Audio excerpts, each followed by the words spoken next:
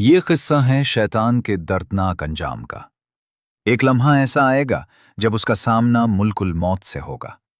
وہ زمین پر بھاگے گا، آسمانوں کی وسعتوں میں دوڑے گا، تاریکیوں میں چھپنے کی کوشش کرے گا، مگر تقدیر نے اسے گھسیٹ کر اس مقام تک پہنچا دیا جس سے وہ ساری زندگی بچتا رہا تھا۔ حضرت آدم علیہ السلام کی قبر کے پاس، اس ہستی کی مزار پر جسے سجدہ کرنے سے اس نے انکار کیا تھا، اور وہیں اس کی کہانی اپنے اختتام کو پہنچے گی۔ لیکن سوال یہ ہے کہ وہ اس انجام تک کیسے پہنچے گا؟ آپ دیکھ رہے ہیں دانیال وائس۔ آج کی اس ویڈیو میں ہم یہ جاننے کی کوشش کریں گے کہ ابلیس حضرت موسیٰ علیہ السلام کے پاس کیوں گیا، اور حضرت موسیٰ علیہ السلام کے وصال کے بعد بھی شیطان ان کی قبر کی تلاش میں کیوں سرگرداں رہا۔ ناظرین، یہ کوئی افسانہ نہیں، بلکہ احادیث اور معتبر اسلامی روایات کی روشنی میں شیطان کے انجام کا تذکرہ ہے۔ اگر آپ اس طرح کی ویڈیوز پسند کرتے ہیں تو چینل کو سبسکرائب کریں، کمنٹس میں بتائیں کہ آپ کس ملک سے دیکھ رہے ہیں، اور ویڈیو کو ضرور لائک کریں۔ ناظرین، انسان کی تخلیق سے بہت پہلے زمین اپنی موجودہ صورت میں نہیں تھی۔ خشکی تھی، پہاڑ تھے، سمندر تھے، مگر نظام اور سکون ناپید تھا، اور وہ عظیم امانت جسے انسان کے سپرد کیا جانا تھا ابھی ظاہر نہیں ہوئی تھی۔ زمین خالی نہیں تھی، بلکہ خون ریزی، آگ اور سرکشی سے بھری ہوئی تھی۔ اسلامی روایات کے مطابق جب اللہ تعالیٰ نے انسانوں کے لیے زمین کو سنوارنے کا ارادہ فرمایا، اس سے پہلے بھی وہاں مخلوقات آباد تھیں۔ ان میں سب سے قدیم مخلوق جنات کی تھی۔ جنات آگ کے شعلے سے پیدا کیے گئے، وہی مخلوق جسے آج ہم جن کہتے ہیں۔ شکل و صورت میں وہ انسانوں سے مختلف تھے، مگر عقل، ارادہ اور اختیار میں انہیں بھی آزمائش دی گئی تھی۔ ان پر بھی احکام نازل ہوئے، انہیں بھی پرکھا گیا، اور ان کے اعمال کا حساب بھی مقرر تھا۔ جنات کی نسلیں زمین کے کونے کونے تک پھیل گئیں۔ بلند پہاڑوں کی چوٹیوں سے لے کر سمندروں کی تہوں تک ان کا بسیرا تھا۔ اللہ تعالیٰ نے انہیں اپنی بندگی، توحید اور سیدھے راستے کی طرف بلایا۔ ان میں سے ایک جن، جسے بعض روایات میں طاؤس کہا گیا ہے، اور اس کے ساتھ ہی اس دعوت پر لبیک کہنے والے تھے۔ انہوں نے ایمان قبول کیا اور عبادت اختیار کی، مگر اکثریت نے انکار اور بغاوت کا راستہ چنا۔ بعض روایات جنہیں ابن عربی سے منسوب کیا جاتا ہے، بیان کرتی ہیں کہ ہزاروں برس تک جنات مختلف خطوں میں عبادت کرتے رہے، لیکن وقت گزرنے کے ساتھ تکبر نے ان کے دلوں میں جگہ بنا لی۔ رفتہ رفتہ فساد پھیل گیا، خون بہنے لگا، طاقتور کمزوروں کو کچلنے لگے، اور آگ سے پیدا ہونے والی سختی نے رحم و کرم کو دبا دیا۔ غرور بڑھتا گیا، اطاعت کم ہوتی گئی۔ زمین جو ذکر الہی سے آباد ہونی چاہیے تھی، بغاوت کا میدان بن گئی۔ روایات کے مطابق جنات نے آپس میں ہی نہیں، بلکہ زمین کے نظم و توازن کے خلاف بھی بغاوت کی۔ پہاڑوں کو ہلایا گیا، توازن بگڑا، اور تخلیق کی ہم آہنگی متاثر ہوئی۔ اسی لمحے قدرت کا فیصلہ نازل ہوا۔ اللہ تعالیٰ نے آسمانوں سے فرشتوں کا ایک لشکر زمین کی طرف بھیجا، مگر یہ کوئی معمولی مہم نہ تھی، یہ تطہیر تھی، یہ احتساب تھا۔ اس مہم کی قیادت ایک ایسی ہستی کے سپرد تھی جس کا نام اس وقت سب پر ظاہر نہ تھا، مگر آسمانوں میں اس کا مقام بلند تھا، عزازیل۔ وہی عزازیل جو بعد میں ابلیس اور پھر شیطان کے نام سے پہچانا گیا۔ اس زمانے میں ابلیس کا ذکر فرشتوں کے ساتھ کیا جاتا تھا، کیونکہ اس نے طویل عرصے تک اطاعت اور عبادت میں زندگی گزاری تھی۔ وہ سجدہ گزار تھا، علم میں ممتاز تھا، اور اس کام میں وہ کامیاب رہا۔ فرشتوں کے ہمراہ اس نے باغی جنات کا مقابلہ کیا، انہیں شکست دی۔ کچھ کو زمین کے پوشیدہ حصوں میں دھکیل دیا گیا، کچھ سمندروں کی گہرائیوں میں جا چھپے، اور کچھ دور دراز علاقوں میں منتشر کر دیے گئے۔ یوں زمین وقتی طور پر پرسکون ہو گئی، خون ریزی تھم گئی، فساد دب گیا، نظام بحال ہو گیا۔ لیکن اصل خطرہ یہیں سے شروع ہوا، کیونکہ اس کامیابی نے ابلیس کے دل میں ایک خاموش بیج بو دیا۔ ایسا بیج جسے کسی نے نہ دیکھا، مگر اللہ تعالیٰ جانتا تھا۔ تکبر کا بیج۔ ابلیس خود کو محض ایک فرما بردار بندہ نہیں سمجھتا تھا۔ اس کے دل میں خیالات ابھرنے لگے، اگرچہ زبان پر نہ آئے تھے، مگر جڑ پکڑ رہے تھے۔ میں نے کامیابی حاصل کی، میں نے زمین کو پاک کیا، میں برتر ہوں۔ ظاہری اطاعت باقی تھی، مگر اخلاص میں دراڑ پڑ چکی تھی۔ یہی وجہ ہے کہ انسان کی تخلیق کوئی اتفاقی واقعہ نہ تھی۔ इंसान उस बिगड़े हुए तवाज़ुन का जवाब बनकर आने वाला था। जब अल्लाह ताला ने ज़मीन पर एक नए खलीफा की तख्लीक का इरादा फरमाया तो फरिश्तों ने अर्ज़ किया, क्या तू ऐसी मखलूक पैदा करेगा जो वहां फसाद करे और खून बहाए? ये सवाल जिन्नात के माजी की याद से पैदा हुआ था, क्योंकि ज़मीन पहले भी ये मंजर देख चुकी थी और भारी कीमत अदा कर चुकी थी। अल्लाह ताला ने सिर्फ इतना फरमाया, मैं वो जानता हूं जो तुम नहीं जानते। इस जवाब में इंसान के राज भी पोशीदा थे और इब्लीस के लिए एक छुपा हुआ हिसाब भी, क्योंकि इंसान की पैदाइश से पहले ही आजमाइश का आगाज हो चुका था। इब्लीस के दिल में पलने वाला गुरूर अभी जाहिर न हुआ था, मगर वो ऐसे रास्ते पर चल निकला था जहां वापसी मुमकिन ना थी। जिन्नात की बगावत का बाब बंद हो चुका था, लेकिन उनकी छोड़ी हुई मीरास, सरकशी, तकब्बुर और बर्तरी का दावा एक और दिल में जिंदा था, और बहुत जल्द यही तकब्बुर पहली बार खुलकर बोलने वाला था। जमीन को संवारा जाना था, मिट्टी को शक्ल दी जानी थी, रूह फूंकी जानी थी, और फिर सजदे का हुक्म सादिर होना था। मगर उस लम्हे से पहले यह समझना जरूरी है कि इब्लीस कौन था और वो इस मकाम तक कैसे पहुंचा, क्योंकि यह किस्सा सिर्फ शैतान की कहानी नहीं बल्कि इंसानियत की तारीख भी है। इब्लीस की दास्तान अचानक शुरू होने वाली बगावत की कहानी नहीं, जैसा कि अक्सर लोग समझते हैं। इब्तिदा में वो न मरदूद था, न मलून, न तारीकी की अलामत, बल्कि एक तवील अरसे तक वो इताअत और इबादत की मिसाल समझा जाता था। आसमानों में उसका नाम इज्जत के साथ लिया जाता था। इस्लामी रिवायात के मुताबिक इब्लीस जिन्नात में से था, मगर आम जिन नहीं था। इल्म, इबादत और मुनज़्ज़म बंदगी ने उसे मुमताज़ बना दिया था। बाज़ रवायात में बयान हुआ है कि उसने हज़ारों बरस इबादत में गुजारे। ये मामूली इबादत न थी, बल्कि तवील सजदे, मुसलसल जिक्र और ज़मीन व आसमान में अल्लाह ताला के नाम की तस्बीह से भरपूर ज़माने थे। कहा जाता है कि उसने कोई जगह ऐसी न छोड़ी जहां उसने सजदा न किया हो। सातों आसमानों की मनाजिल तय की और हर दर्जे में अलग इबादत की, मगर इसी इबादत के अंदर एक पोशीदा खराबी पुल रही थी। इबादत मौजूद थी, मगर आजिज़ी कमज़ोर पड़ रही थी। इताअत थी, मगर खुदपसंदी खामोशी से बढ़ रही थी। वक्त गुजरने के साथ वो सिर्फ इबादत गुजार न रहा, बल्कि सिखाने वाला बन गया। रिवायात में है कि बाज़ फरिश्तों ने भी उससे आदाब इबादत सीखे। उसके इल्म की तारीफ होती, उसकी दानाई का एहतराम किया जाता, और यही वो नाजुक मोड़ था जहां एक खतरनाक मगर गैर महसूस हद पार हो गई। दिल की गहराई में एक ख्याल ने जन्म लिया, मैं आम नहीं हूं, मेरा मकाम जुदा है, मैं उसका मुस्तहिक हूं। अभी बगावत जाहिर न हुई थी, इनकार सामने न आया था, मगर दिल का रुख बदल चुका था। इबादत आहिस्ता आहिस्ता अल्लाह ताला के लिए नहीं, बल्कि अपने मकाम के एहसास के लिए होने लगी, और ये ऐसा फसाद था जो बाहर से दिखाई नहीं देता था। अल्लाह ताला की हिकमत से ये खराबी फौरन जाहिर न की गई, क्योंकि इब्लीस के बातिन का राज एक अजीम आजमाइश के जरिए खुलना था। ऐसी आजमाइश जो 20,000 साल की इबादत को मानी भी दे सकती थी और एक लम्हे में बेकीमत भी बना सकती थी।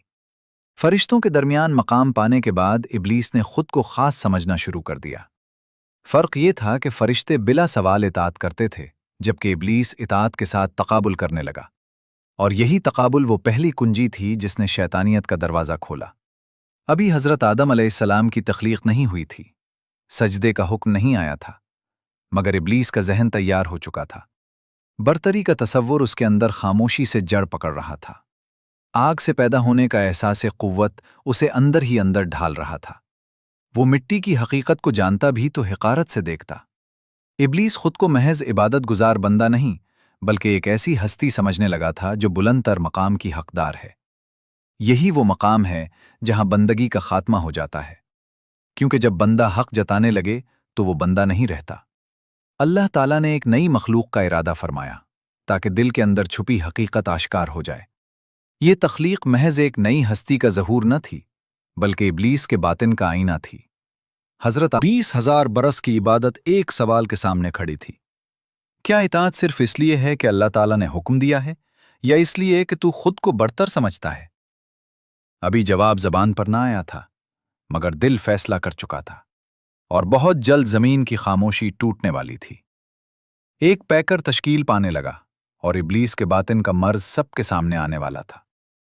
एक दिन फरिश्ते जमा हुए, और अल्लाह ताला ने उन्हें खबर दी, मैं जमीन में एक खलीफा बनाने वाला हूं। फरिश्तों ने अर्ज किया, ऐ हमारे रब, کیا تو پھر ایسی مخلوق پیدا کرے گا جو زمین میں فساد کرے اور خون بہائے، جیسے اس سے پہلے جنات نے کیا، جبکہ ہم تیری تسبیح اور تقدیس کرتے رہتے ہیں؟ یہ اعتراض نہ تھا بلکہ سوال تھا۔ حیرت تھی کہ جنات کے بعد پھر ایک نئی مخلوق کیوں؟ جواب مختصر مگر گہرا تھا: میں وہ جانتا ہوں جو تم نہیں جانتے۔ پھر حکم ہوا کہ زمین کے ہر حصے سے مٹی لی جائے، سرخ، سیاہ، سفید، زرد، ہر رنگ اور ہر ساخت کی مٹی جمع کی گئی، اور اسی سے ایک جسم تیار کیا گیا، انسان کا جسم۔ وہ بے جان تھا، ایک جگہ کھڑا، 40 دن تک اسی حالت میں رہا۔ فرشتے اسے دیکھتے، متجسس تھے، مگر ہاتھ نہ لگاتے۔ عزازیل نے بھی اسے دیکھا، اور اسی لمحے اس کے اندر موجود تکبر کا زہر پھیلنے لگا۔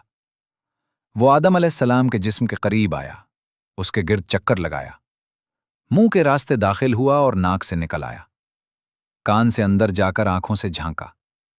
اندر خلا تھا، صرف مٹی۔ اس نے آہستہ آواز میں کہا: تو کچھ بھی نہیں، محض مٹی ہے۔ میں آگ سے ہوں، میں نے فرشتوں کو سکھایا، میں 7 آسمانوں تک پہنچا، جنت میں داخل ہوا، زمین پر میرا اختیار تھا۔ پھر اس نے بڑبڑاتے ہوئے کہا: اگر مجھے تجھ پر مسلط کیا گیا تو بچ نہ سکے گا۔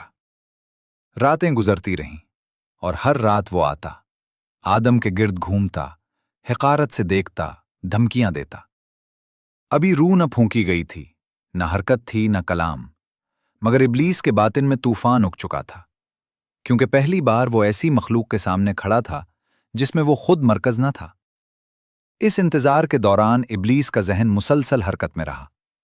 وہ موازنہ کرتا رہا، آگ کے بارے میں سوچتا، مٹی کے بارے میں غور کرتا۔ اس نے خود ہی نتیجہ نکال لیا کہ آگ اوپر اٹھتی ہے۔ فرشتے ایسے نہ تھے، وہ انتظار کرتے، سوال نہ کرتے، موازنہ نہ کرتے، مگر ابلیس نے اپنا پیمانہ خود بنا لیا تھا۔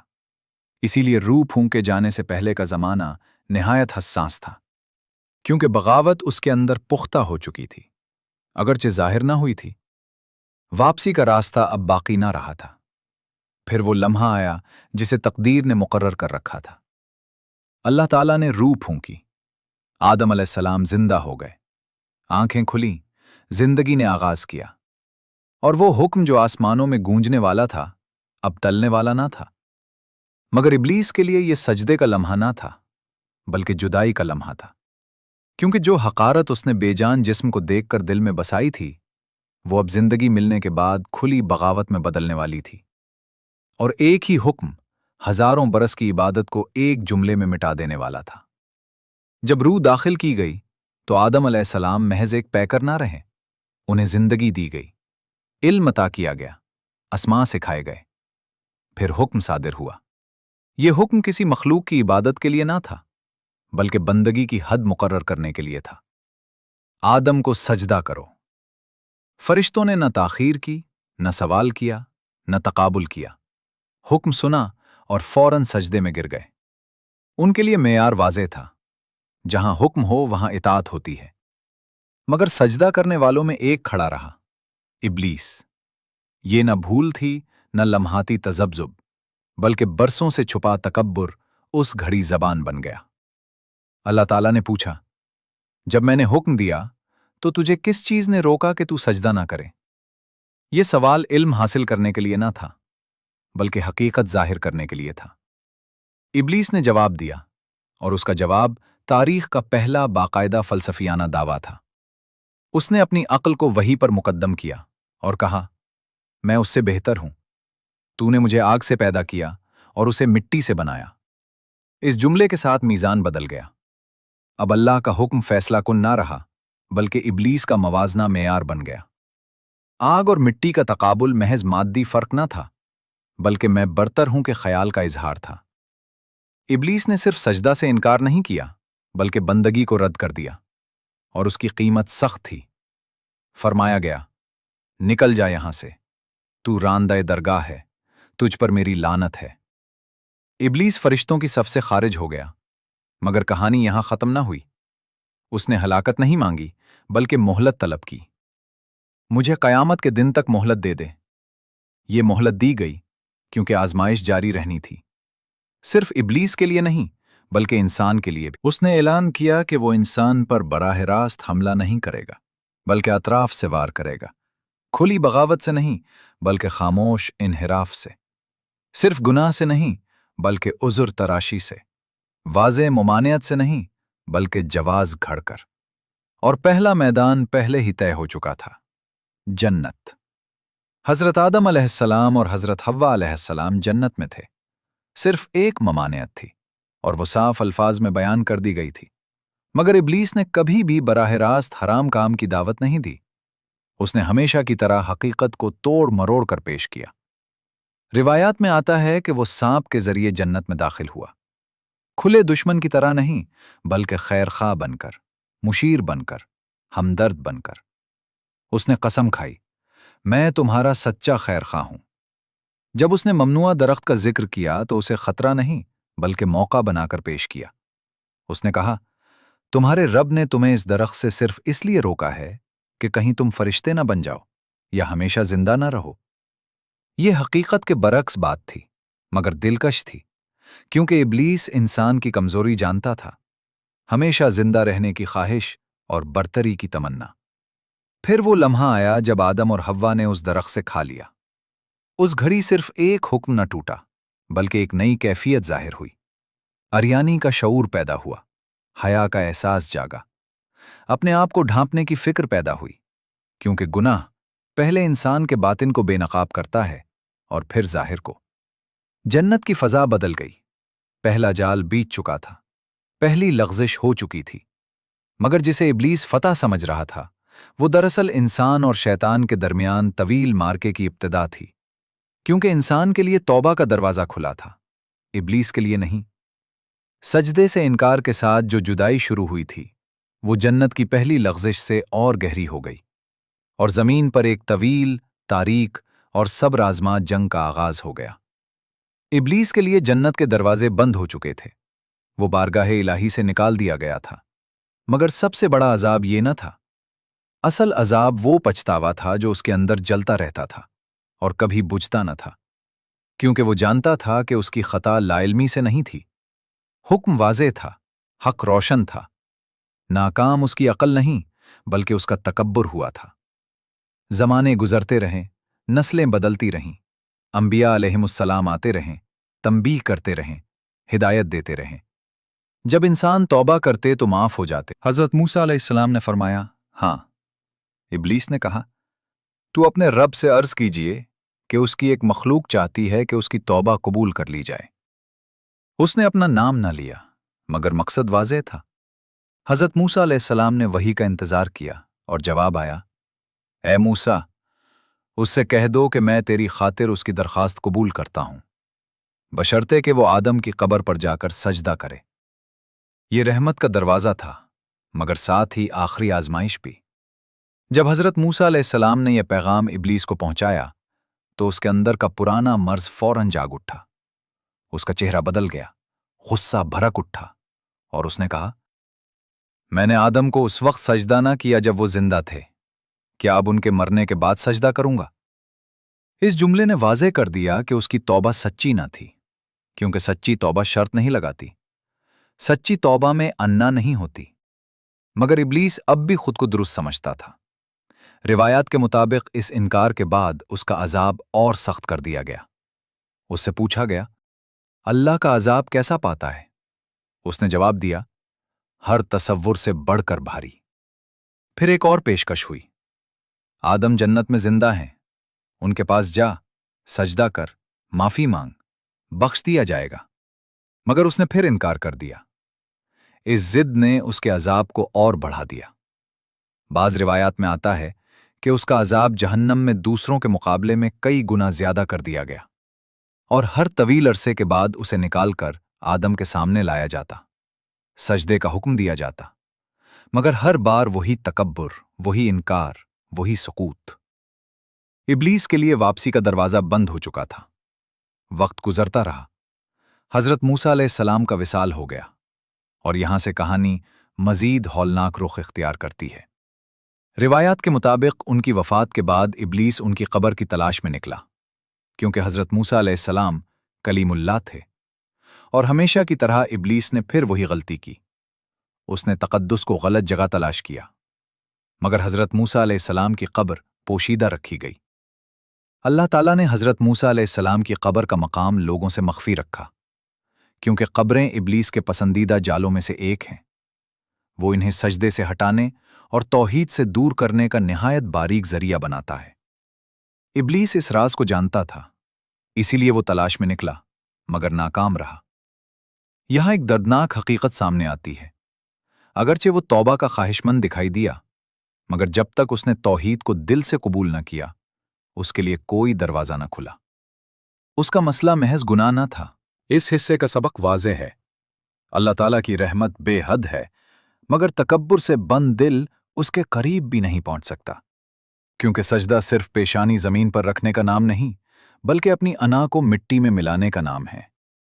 جب آخری وقت قریب آیا اور بھاگنے کی کوئی راہ باقی نہ رہی، تو پہلی بار ابلیس نے خود کو گھرا ہوا محسوس کیا۔ صدیوں تک وہ انسانوں کو بہلاتا رہا، دھوکہ دیتا رہا، کہتا رہا، ابھی وقت ہے، بعد میں توبہ کر لینا، موت دور ہے۔ مگر اب وہ خود اس حقیقت کے سامنے تھا جس سے دوسروں کو غافل کرتا رہا۔ اس بار اس کا سامنا انسان سے نہیں، بلکہ ملک الموت حضرت اسرائیل علیہ السلام سے تھا۔ روایات میں آتا ہے کہ اللہ تعالیٰ نے حضرت اسرائیل علیہ السلام کو حکم دیا کہ شیطان کی روح قبض کرے۔ موت کا مطلب حساب تھا، اور یہی وہ مرحلہ تھا جس سے وہ سب سے زیادہ خوفزدہ تھا۔ اس لیے اس نے آخری مرتبہ اپنی ساری چالیں، فریب اور طاقت آزمانے کی کوشش کی تاکہ اس گرفت سے بچ نکلے۔ یہ کوئی عام تعاقب نہ تھا، بلکہ ایسا منظر تھا جسے زمین و آسمان دیکھ رہے تھے۔ حضرت اسرائیل علیہ السلام کا تعاقب شروع ہوا اور شیطان زمین پر ایسی رفتار سے بھاگا جس تک ہوا بھی نہ پہنچ سکے، مگر تعاقب قدم بقدم جاری رہا۔ وہ پہاڑوں کی ڈھلوانوں کی طرف دوڑا جہاں انسانی قدم نہ پہنچے تھے، گھنے جنگلات میں چھپا، ویران صحراؤں میں بھٹکا، مگر ہر بار حضرت اسرائیل علیہ السلام کی نگاہ اس پر رہی اور فاصلہ کم ہوتا گیا۔ جب اسے یقین ہو گیا کہ زمین پر کوئی پناہ باقی نہیں، تو وہ زمین کی تہوں میں اتر گیا۔ اندھیری اور سرد گہرائیوں میں چشمے کی کوشش کی، مگر زیر زمین کی تاریکی بھی اسے محفوظ نہ رکھ سکی۔ زمین کبھی اس کی پناہ نہ بنی تھی۔ وہ مٹی کو ویسے بھی ناپسند کرتا تھا کیونکہ اسے آدم علیہ السلام کی یاد دلاتی تھی، اور تعاقب بدستور جاری تھا۔ مایوسی میں وہ دوبارہ زمین سے نکلا اور آسمان کی طرف بلند ہونے لگا۔ بادلوں میں پناہ ڈھونڈی، مگر فضاؤں کی گہرائیوں میں بھی حضرت اسرائیل علیہ السلام کی موجودگی کا احساس اس کے ساتھ رہا۔ ہر بار جب وہ چھپنے کی کوشش کرتا، تعاقب اس کے پیچھے ہوتا۔ آسمانوں کی یہ سنسنی خیز دوڑ اس کے خوف کو اور بڑھاتی گئی۔ جب کہیں بھی ٹھکانہ نہ ملا تو گھبرا کر پھر زمین کی طرف لوٹا۔ اب اسے سمت کا بھی علم نہ رہا۔ دہشت میں ہر رکاوٹ کو پار کرتا بھاگتا رہا۔ امید ٹوٹنے ہی والی تھی کہ ایک آخری خیال اس کے ذہن میں آیا۔ وہ بارگاہ رب العالمین میں حاضر ہوئے اور عرض کیا، اے میرے رب، وہ نظروں سے اوجھل ہو گیا ہے، اب کیا حکم ہے؟ ارشاد ہوا، جہنم کی طرف جاؤ، اس کے داروغہ حضرت مالک علیہ السلام کے پاس جاؤ، اور جہنم کے 70,000 کتے لے آؤ، ان کے ذریعے شیطان کو تلاش کرو۔ حضرت اسرائیل علیہ السلام 70,000 جہنمی کتوں کو لے کر نکلے۔ وہ آگ سے پیدا کیے گئے تھے، ان کی آنکھوں میں دوزخ کے شعلے دہک رہے تھے، دانتوں میں موت کی ٹھنڈک تھی۔ وہ بے رحم اور نہایت درندہ صفت مخلوق تھے۔ ان کے ساتھ تعاقب تیز ہو گیا، مگر حیرت یہ کہ 70,000 جہنمی کتے بھی شیطان کا سراغ نہ پا سکے۔ حضرت اسرائیل علیہ السلام دوبارہ حکم لینے حاضر ہوئے۔ پھر 70,000 مزید جہنمی کتے عطا کیے گئے۔ تلاش جاری رہی، مگر شیطان پھر بھی گرفت میں نہ آیا۔ تیسری بار حکم ہوا اور مزید 70,000 جہنمی کتے دیے گئے۔ اب تعاقب شدید ہو چکا تھا۔ جب شیطان نے پیچھے سے کتوں کی غراہٹ اور حضرت اسرائیل علیہ السلام کی ہیبت ناک موجودگی محسوس کی، تو وہ اندھا دھند بھاگتا رہا، یہاں تک کہ ایک سنسان اور ویران مقام پر جا گرا۔ وہ زمین کا ایک عام سا ٹکڑا دکھائی دیتا تھا۔ تھکن سے چور ہو کر وہ زمین پر ڈھیر ہو گیا، یہ سمجھتے ہوئے کہ اب دوڑنے کا کوئی فائدہ نہیں۔ مگر حقیقت یہ تھی کہ اس مقام تک اس کا پہنچنا اتفاق نہ تھا۔ اس سنسان زمین کے نیچے ایک راز چھپا تھا، ایک ایسی حقیقت جس سے وہ بے خبر تھا۔ خاموشی اور تاریکی میں لیٹا وہ فرار کی راہیں سوچ رہا تھا، مگر اسے معلوم نہ تھا کہ وہ کس مقدس مقام پر آ گرا ہے۔ آسمان و زمین اس لمحے تقدیر کے گواہ تھے۔ حضرت اسرائیل علیہ السلام قریب آئے۔ شیطان سمجھ چکا تھا کہ اب نہ طاقت باقی ہے نہ پناہ۔ حضرت اسرائیل علیہ السلام نے آخری قدم بڑھایا۔ شیطان خوف سے کانپ رہا تھا، بھاگنے کی قوت بھی نہ رہی تھی۔ فرشتہ موت نے کہا، اے ملعون، جب اللہ تعالیٰ نے تجھے حکم دیا تھا تو تو نے سجدہ نہ کیا، کیا اب آدم کو سجدہ کر رہا ہے؟ شیطان نے گھبرا کر کہا، نہیں، میں نے کب اور کہاں سجدہ کیا؟ اسی لمحے حقیقت آشکار ہوئی۔ جس زمین پر وہ گرا تھا وہ حضرت آدم ہاں، یہ تھا شیطان کا انجام۔ وہ ہستی جس نے اپنی پوری زندگی آدم اور ان کی اولاد کی دشمنی میں گزاری، آخرکار اسی جگہ بے اختیار جھک کر ختم ہوئی جہاں اس نے عمر بھر سجدہ سے انکار کیا تھا۔ سورہ البقرہ آیت 34۔ اور جب ہم نے فرشتوں سے کہا کہ آدم کو سجدہ کرو تو سب نے سجدہ کیا سوائے ابلیس کے۔ اس نے انکار کیا، تکبر کیا اور کافروں میں شامل ہو گیا۔ سورہ سا آیات 52 سے 83۔ ابلیس نے کہا، تیری عزت کی قسم، میں ان سب کو ضرور بہکاؤں گا سوائے تیرے مخلص بندوں کے۔ سورہ ابراہیم آیت 22۔ اور جب فیصلہ ہو چکے گا تو شیطان کہے گا، بے شک اللہ نے تم سے سچا وعدہ کیا تھا اور میں نے بھی تم سے وعدہ کیا، مگر میں نے خلاف کیا۔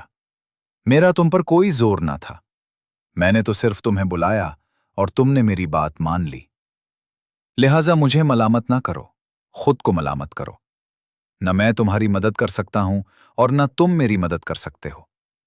میں تو پہلے ہی انکار کر چکا تھا کہ تم مجھے اللہ کے ساتھ شریک ٹھہراؤ۔ بے شک ظالموں کے لیے دردناک عذاب ہے۔ اور یوں معاملہ ختم ہو گیا۔ حضرت آدم علیہ السلام اور حضرت حوا علیہ السلام کو اس انجام کا مشاہدہ کرایا گیا۔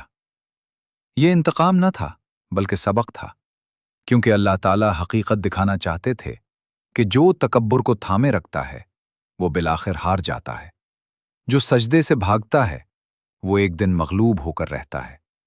ابلیس نے پوری زندگی آدم علیہ السلام سے دشمنی میں گزاری، مگر اس کی آخری سانس آدم علیہ السلام کی قبر پر نکلی۔ جس سجدے سے وہ بھاگتا رہا وہی سجدہ آخرکار اس تک پہنچ گیا۔ اس واقعے میں ہمارے لیے پیغام ہے کہ شیطان چاہے کتنا ہی طاقتور دکھائی دے، موت کے سامنے بے بس ہے، اور عدل الہی کبھی کبھی خاموشی کے ذریعے سب سے بھاری فیصلہ سناتا ہے۔ اب دنیا میں شیطان کا نظام کیا ہے؟ جب سے ابلیس راندہ درگاہ ہوا، اس نے ایک ہی ہدف مقرر کیا، انسان کو گمراہ کرنا۔ مگر کیسے؟ وہ فرشتوں کی طرح قادر نہیں، وہ کسی کو زبردستی گھسیٹ کر جہنم میں نہیں لے جا سکتا، نہ ہاتھ باندھ سکتا ہے، نہ جسمانی جبر کر سکتا ہے۔ اس کا سب سے بڑا ہتھیار وسوسہ ہے، دل میں سرگوشی، ایک چھوٹی سی آواز، کر لو، آزما لو، کیا ہو جائے گا؟ رسول اللہ صلی اللہ علیہ وسلم نے فرمایا، شیطان انسان کے اندر ایسے گردش کرتا ہے جیسے خون رگوں میں گردش کرتا ہے، یعنی وہ دور نہیں، قریب ہے، ہر وقت ساتھ ہے۔ موقع کی کیا خوفناک حقیقت ہے۔ صرف کھانے میں نہیں، گھر میں داخل ہوتے وقت، باہر نکلتے وقت، کسی بھی کام کی ابتدا پر بسم اللہ کہنا شیطان کو دور رکھتا ہے۔ اگر انسان غافل ہو جائے تو وہ فوراً شریک ہو جاتا ہے۔ رسول اللہ صلی اللہ علیہ وسلم نے فرمایا، جب آدمی اپنے گھر میں داخل ہوتے وقت اللہ کو یاد کرتا ہے تو شیطان کہتا ہے، یہاں تمہارے لیے نہ ٹھکانہ ہے نہ کھانا۔ اور اگر وہ اللہ کو یاد کیے بغیر داخل ہو تو شیطان کہتا ہے، تمہیں ٹھکانہ مل لیا۔ اور اگر کھاتے وقت بھی اللہ کو یاد نہ کرے تو کہتا ہے، تمہیں ٹھکانہ بھی مل گیا اور کھانا بھی۔ بسم اللہ ایک ڈھال کی طرح ہے، جب یہ ڈھال موجود ہو تو ابلیس داخل نہیں ہو سکتا۔ اسی گفتگو میں ابلیس نے کہا، اے محمد، کیا آپ جانتے ہیں کہ مجھے لوگوں میں سب سے زیادہ کون پسند ہے؟ آپ صلی اللہ علیہ وسلم نے فرمایا، बताओ। उसने कहा, जो झूठ बोलता है वो मेरा दोस्त है, क्योंकि तारीख में सबसे पहला झूठ मैंने बोला और आदम और हव्वा के सामने झूठी कसम मैंने खाई। झूठ उन कामों में से है जिन्हें इब्लीस सबसे ज्यादा पसंद करता है। फिर उसने कहा, और जानते हैं मुझे सबसे ज्यादा किससे नफरत है? उस नौजवान से जो अपनी जवानी अल्लाह की राह में लगा दे, क्योंकि वो मुझसे दूर होता है। इब्लीस खास तौर पर ऐसे नौजवानों का दुश्मन है जो ताकत, तवानाई और जोश के जमाने में अल्लाह के करीब रहते हैं, क्योंकि यही उम्र सबसे मुअस्सिर होती है। रसूलुल्लाह सल्लल्लाहु अलैहि वसल्लम ने पूछा, और किससे नफरत है? उसने कहा, मुझे उस गरीब से नफरत है जो सब्र करता है और लोगों से अपनी हाजत का शिकवा नहीं करता, क्योंकि वो शुक्रगुजार होता है और अल्लाह पर भरोसा रखता है। मैं उसे आसानी से नहीं बहका सकता। फिर पूछा गया, और किससे? उसने जवाब दिया, मुझे उस मालदार से नफरत है जो शुक्र अदा करता है, क्योंकि दौलत के बावजूद शुक्रगुजार रहना बहुत मुश्किल है, और जो उसमें कामयाब हो जाए मैं उस पर असर नहीं डाल सकता। शैतान को बाज़ मकामात बहुत पसंद हैं। नबी करीम सल्लल्लाहु अलैहि वसल्लम ने फरमाया कि शैतान को सबसे ज्यादा महबूब जगहें बाजार हैं, क्योंकि वहां झूठ, धोखा, सूद और फरेब आम होते हैं।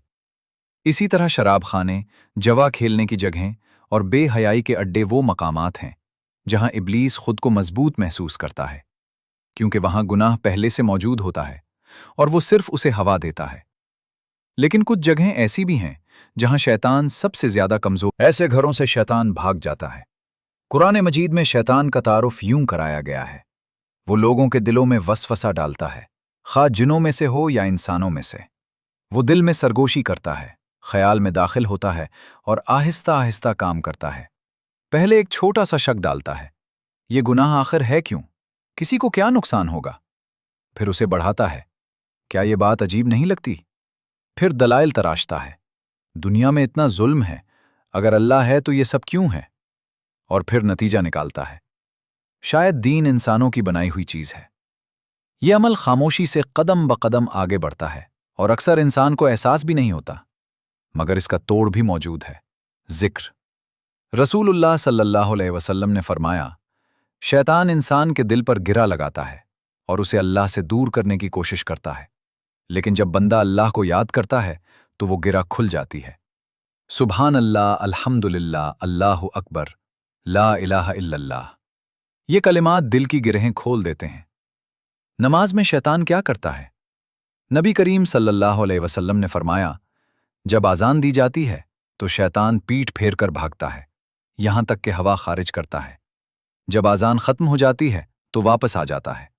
जब इकामत कही जाती है तो फिर भागता है, और जब इकामत खत्म होती है तो आकर नमाजी के दिल में ख्यालात डालता है, ये याद कर, वो याद कर, यहां तक कि नमाजी भूल जाता है कि कितनी रकतें पड़ी हैं। क्या कभी नमाज में ख्यालात बिखर जाते हैं? आज क्या पकाना है? वो काम मुकम्मल हुआ या नहीं? कल क्या करना है? ये वसवसे शैतान की कारिस्तानी है। इसका इलाज क्या है? इस्तिआज़ा पढ़ना, आऊदु बिल्लाहि मिनश शैतानिर रजीम, यानी मैं अल्लाह की पनाह मांगता हूं मरदूद शैतान से। ये जुमला शैतान को दूर कर देता है। रात को वुजू करके सोना भी बड़ी हिफाजत है। नबी करीम सल्लल्लाहु अलैहि वसल्लम ने फरमाया, जो शख्स वुजू की हालत में सोता है, शैतान सुबह तक उसके करीब नहीं आता। लेकिन बगैर वुजू सोए तो शैतान ख्वाबों और डरावने मनाजिर के जरिए असरअंदाज हो सकता है। इसी तरह सोने से पहले आयतुल कुर्सी पढ़ना इंतहाई अहम है। रसूलुल्लाह सल्लल्लाहु अलैहि वसल्लम ने फरमाया, जो शख्स रात को आयतुल कुर्सी पढ़ ले, अल्लाह ताला उस पर सुबह तक एक मुहाफिज फरिश्ता मुकर्रर कर देता है और शैतान उसके करीब नहीं आ सकता। एक शख्स ने आकर नसीहत मांगी तो आप सल्लल्लाहु अलैहि वसल्लम ने फरमाया, गुस्सा न करो। उसने दोबारा पूछा, फिर भी फरमाया, गुस्सा न करो, क्योंकि गुस्सा वो कैफियत है जिसे शैतान सबसे ज्यादा पसंद करता है। नबी करीम सल्लल्लाहु अलैहि वसल्लम ने फरमाया, गुस्सा शैतान की तरफ से है और शैतान आग से पैदा किया गया है और आग पानी से बुझती है। लिहाजा जब तुम में से किसी को गुस्सा आए तो वुजू कर ले। जब गुस्सा आए तो अगर खड़े हो तो बैठ जाओ, वुजू करो, इस्तिआज़ा पढ़ो, खामोश रहो और इंतजार करो। तलाक़ें, लड़ाइयाँ, कत्ल, अक्सर उन सब की जड़ गुस्सा होता है اور شیطان اسی سے فائدہ اٹھاتا ہے۔ وسوسہ اور ایمان کا تعلق بھی سمجھ لیجئے۔ بعض اوقات ایسے برے خیالات آتے ہیں کہ انسان انہیں زبان پر لانے سے بھی شرماتا ہے، جیسے کیا واقعی اللہ موجود ہے؟ یا کیا انبیاء سچے تھے؟ صحابہ کرام رضی اللہ عنہم نے عرض کیا، یا رسول اللہ، ہمارے دلوں میں ایسے خیالات آتے ہیں کہ اگر ہم انہیں بیان کریں تو جل کر راکھ ہو جائیں۔ آپ صلی اللہ علیہ وسلم مسکرائے اور فرمایا، الحمدللہ کہ اللہ نے شیطان کی چال کو وسوسے تک محدود کر دیا۔ یعنی وسوسہ آنا ایمان کی علامت ہے، کیونکہ شیطان وسوسہ انہیں دیتا ہے جو ایمان رکھتے ہیں۔ جو پہلے ہی انکار کر چکے ہوں ان پر وسوسہ کرنے کی ضرورت نہیں۔ پھر کیا کرنا چاہیے؟ نبی کریم صلی اللہ علیہ وسلم نے فرمایا، اللہ کی پناہ مانگو اور ان خیالات کو چھوڑ دو، یعنی سوچ کو وہیں کاٹ دو، آگے نہ بڑھاؤ۔